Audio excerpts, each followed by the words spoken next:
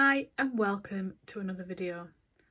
I'm really excited to share the Creatures Tarot with you today from Sarah Kathleen. This deck arrived this morning along with this beautiful drawstring bag, which I will show you the contents of shortly. This is a deck that I've been watching on Instagram. It's really beautifully done. I'll just move this candle out of the way a bit. It comes in a lovely box, which looks like the horizon there, with this sort of devilish monster figure. It's called the Creatures Tarot. It says on the back, it is a simple, human-free, thoughtfully designed tarot deck from sarahkathleen.co.uk. As soon as I read those words human-free, I thought this is going to be really interesting. So the box itself is just plain black. Comes with a small guidebook that I'll show you, and inside it's just a plain white, so I'll pop that in the background. Inside the box comes a small book, as you can see, just with a leaf or a plant on the front and the back. It's a really simple black and white guidebook. It just says, this simple booklet can help you uncover the basic traditional themes of each tarot card and gently help you on your journey. And she goes to explain about reading and the meanings of the cards, and then for each card it just gives you a basic meaning. So for example, the Fool has new beginnings, positive risk taking, stepping into the unknown. It doesn't give you the reversed meaning of the cards, which is absolutely fine because a lot of people don't read upright and reversals anyway. The minor arcana, again, just a sentence to explain each of the cards. So it's a really thin little book, and then it explains some of the bonus cards that you get that I'll show you shortly. So it comes with a very simple guidebook. We'll pop that to one side there. Inside the box, you can see these are the cards. Again, it's just a white plain box on the inside. So we'll pop that at the back. It's a really nice matte feel box, so that's good. And here are the cards. They are edged in plain white, but the card backs are reversible.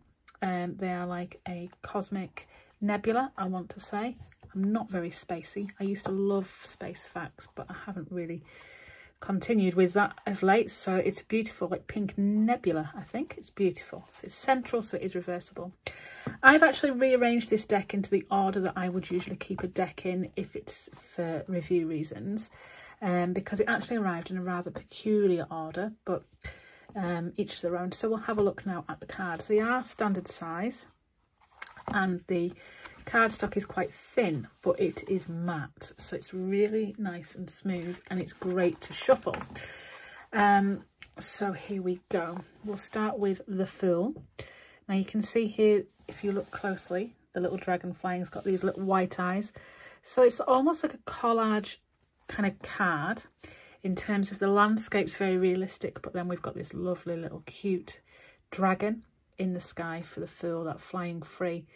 It's really beautifully done. They are borderless, and I really like the font used on the titling. Really cute. So that's the Fool.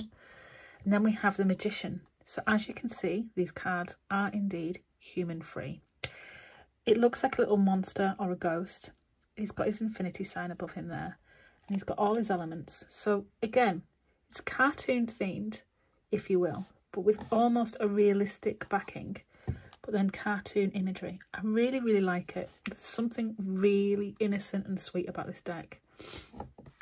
Then we have the Priestess rather than the High Priestess, and it looks like the Loch Ness Monster wearing this lovely floral band with a moon in the sky. So it's completely different from the traditional tarot in terms of the imagery, but really very understandable. So the Priestess. And then we have the Empress. Now the Empress is usually a woman who's seen to be very fertile. You'll see either a pregnant woman, or you'll see a woman surrounded by all the elements, whereas this is what looks like, I want to say an octopus, but it can't be an octopus because it's only got two arms. I say arms, tendrils, I'm not quite sure what you would call them, but really cute. In the ocean, I wanted to say, but then you look close and it looks like leaves, so maybe they're behind a mushroom. But either way, this is the Empress. Then we have the Emperor, who looks like he's wrapping himself around a sandcastle there. A really cute card. Very different to the standard Rider-Waite-Smith tarot, but it still follows a traditional setup. We have the Hierophant. Now the Hierophant is about that wise guide. So we've got this owl here on this branch, can you see? Really, really cute. I think that's the main word I keep using for this deck, is really, really cute. And then we have the Lovers, these two orange little blobs here, and I don't know if they're ghosts or little monsters, but I'm guessing the word is creatures, because that, after all, is the title of the deck. So little creatures in the forest. Again, a realistic backing used with these characters incorporated. And then we have the Chariot, which just, I adore this. This snail, but with a passenger, so it's moving slowly. It's not the traditional Chariot card, it's just delightful. And then Strength, and we have this little creature sat on top of the mountainscape looking out over the horizon. Really lovely depiction of the word strength there. Now we have the Hermit, and he's up a tree. Now this one I find really different, because normally the Hermit's carrying a lantern, but they are on their own, but they're happy in their own company there up at the top of the tree looking out at the stars. The Wheel of Fortune, I love how the white is highlighted, and you can see the creature sat on top of the wheel here looking into the sky. All that changed, but the creature is actually, there's another creature here at the bottom who I think may well be turning the wheel above that landscape. Really very different.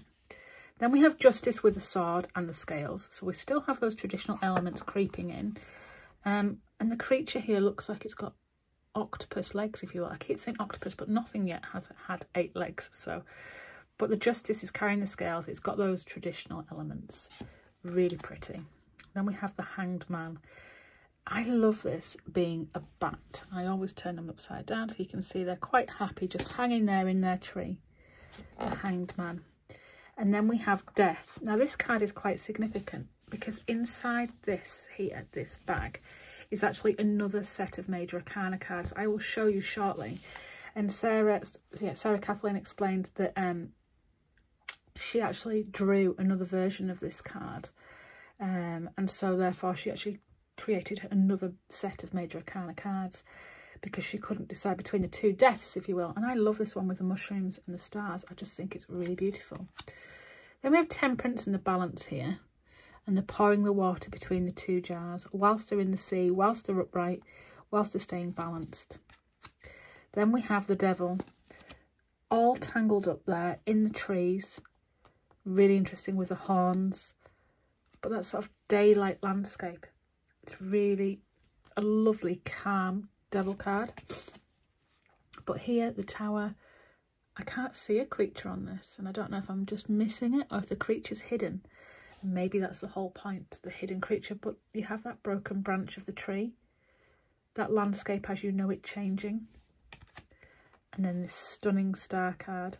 And it looks like a unicorn type creature who's coming out of the sea there to look at the star. Beautiful. This is adorable. I love this. The idea of this little, it looks like a cat, but it's not. It's just a creature sat on the moon for the moon card, and I like that the title's actually being put central. The same with the Sun, the title is central, and we have a little creature here who's looking up at actually what looks like the moon, but it's their sun. And then we have Judgment, and they're in the water here, and you can see they're looking at their reflection. It's almost like a Lion King moment, that reflecting and judging and being happy with your decisions. And then we have the World, which, as you can see, is this plant or leaf from the guidebook.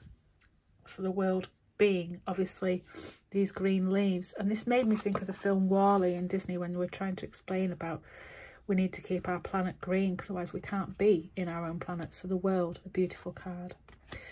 Moving on to the minor arcana, here's the Ace of Wands. So we have like this lovely cloud and this creature's hand coming out to hold a candle or a wand. And then we have the Two of Wands, that lovely landscape there. And then we have the 3.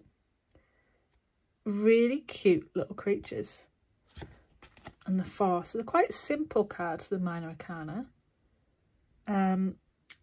As a intuitive reader, I wouldn't say this is necessarily a deck for complete beginners, just because the Rider-Waite-Smith, although I know that the Three of Wands is about waiting and possible travel plans, it isn't as easily depicted here. So I think this could be more of a collector's tarot set, really. Beautiful with the Four of Wands there. And the 5. Now this is where it almost becomes pip style, but there are creatures here. It's just, obviously they're holding on to those 5 wands. They'd usually be 5 wands that are battling. And then we have the 6 of Wands with the crows there. Really, really interesting, because he's at the top of that mountainscape with the crows below him. And then we have the 7 of Wands, and I really like the colours used, how it's so dark against these pink horns and these lovely yellow and orange and red flames. Interesting. And then the 8 of Wands, all that movement, fast movement. And then the 9 of Wands, again, a really interesting creature, stood holding a wand, biding the time. The 10 of Wands, it's really easy to understand this card intuitively, because you can see that the wands are obviously strapped to the back and that they're carrying that burden. And then we have the Page of Wands, and this just reminds me of a Mr. Man. So sweet. And the Knight up the tree, holding a wand, looking out. Queen of Wands, holding a sunflower. I do like that. Really sweet. And then the King. And he looks almost, I want to say, like the Sleeping Beauty dragon. Almost quite scary. Moving on to the Ace of Cups, we have this creature, arm coming out from the sky, holding the single cup. And the 2 of Cups, obviously 2 creatures entwined, holding glasses, looking at each other. Really lovely done. 3 of Cups, I love the pink used. I love the font used. I love the glasses and the imagery. It's just really nicely done. And the 4 of Cups, it's really obvious, but they're actually all upright here, but they still look really dissatisfied. So it's a really nice way of doing it. The 5 of Cups, I actually saw at first and thought, oh gosh, it's like the 5 of Swords, just because of that snowy scene, because I always sort of relate the winter scenes to the 5 of Pentacles. But it's the 5 of Cups, and it's beautifully done with those 3 over and the 2 upright. 6 of Cups, that giving and sharing, and it looks like between family members, just delightful. And then we have the 7 of Cups here, looking at the cloud, deciding on all the different cups. And then we have the 8 of Cups, that's slithering away. And the 9 of Cups, which is usually the wish card, and this is where I want to say it is an octopus. I think it actually is. I'm going to count the legs. 1, 2, 3, 4, 5, 6, 7, 8. Yes, the 9 of Cups is an octopus. And the 10 of Cups with that beautiful rainbow and the family in the background. Lovely. Then we have the Page of Cups carrying a cup on their tail. And then the Knight, which is so sweet because it's carrying a cup on its leg. And it looks to me like a stag. So some of the creatures are recognisable. Others are more like monsters. Here we have the Queen of Cups sat on a rock like a mermaid. And the King of Cups like an octopus carrying a cup. Then we have the Ace of Swords, the single arm coming out of the clouds holding the implement. And the 2 of Swords, those crossed swords, that's stuck in your ways. This is just amazing. There are no creatures here to be seen. I just love all the leaves growing out of the heart, because even though it's got the 3 swords going through it, ending everything, you know, those feelings of upset, there's growth. And then we've got the 4 of Swords here. Nicely done. And then the 5 of Swords, which is a lot more intuitive than the 5 of Wands in this image, because you can see they're carrying 2 swords, they've got 3 between them. There's obviously been some other argument of some sort. There's clouds in the sky. It's not a good day. And then we've got the 6 of Swords, this tiny little creature rowing away on his boat. And the 7, really easy to understand here, carrying all them swords away. That deception. First when I saw this, I was like, oh, Winnie the Pooh, just because of the colours. But he's wrapped up, but the swords are just around him. There's nothing really holding him there for the 8 of Swords. And the 9 of Swords, I love the backing. I love the background. And the 10. This is such a beautiful card, so nicely done. And And this little page on the landscape look holding a sword out, so cute. And the knight with the antlers. And the queen. She's just so lovely. And then we have the king who becomes a crow. And I find it really interesting. All the kings look kind of sinister. Moving on to the Ace of Pentacles, we've got a single arm coming out holding the coin. And then we've got the two arms holding two coins to balance them there, that juggling. Three of Pentacles, that giving and taking and teamwork. It's so cute. And the four, holding on to everything. I love that. But the five, like I mentioned in the Five of Cups before, that is not a wintry scene. And the Five of Cups is a wintry scene in this deck. This is more of a scene of loneliness. Then we've got the Six of Pentacles here, which I think is just beautifully coloured and done. I love the designs in this deck. They're just really sweet. Although I saw this one and first thought, oh, it looks like a sausage. But it's the watching the progress of the climbing plants there. Then we have the 8, that working on the coins. And the 9, the harvesting the coins. And the 10. But there isn't a family there for the 10 of Pentacles. It's just the one creature under his tree, but with lots of coins. So it's a different depiction. And we have the page in all the flowers holding a coin out. And the knight, who looks older. And the queen, who I love this card. I think it's just so sweet with those lovely pink trees behind her. And the king, again, looking really sinister. I find it interesting all the kings are kind of sinister in this deck. Then we have 2 extra cards here. Belief. And the Journey.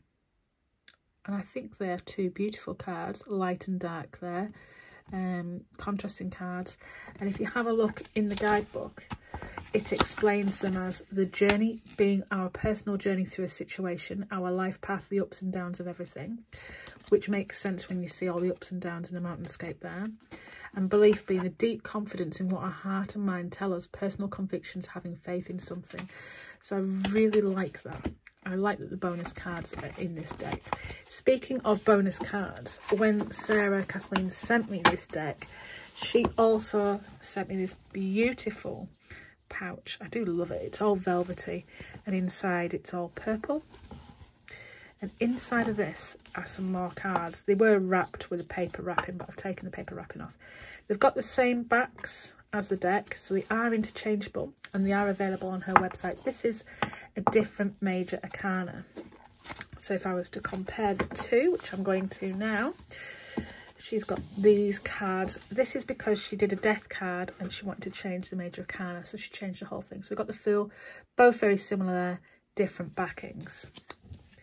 We've then got, oh, I'm just going to turn this deck the right way up. Then we've got the Magician. Again, I actually prefer this one. It's brighter, it's cuter, but 2 totally different cards.